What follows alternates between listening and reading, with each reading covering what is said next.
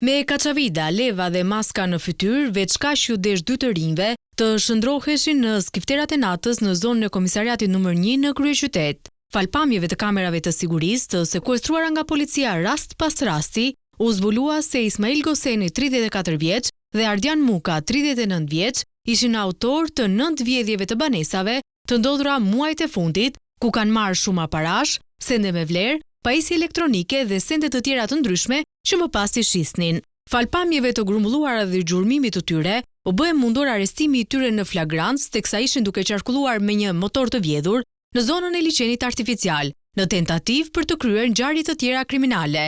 Kjo pasi me vete ju gjetën sendet që ata përdornin për të kryer vjedhje. Por kjo nuk është hera e parë që dy të arrestuarit provojnë pranga. Ata rezultojnë të dënuar më parë për vjedhje me dhunë dhe krime ndaj personit. Pas dokumentimit të 9 rasteve të vjedhjes, prokuroria dhe policia e kryeqytetit po vjojnë hetimet për të zbuluar nëse ka dhe ngjarje të tjera kriminale ku këta dy të arrestuar janë të implikuar.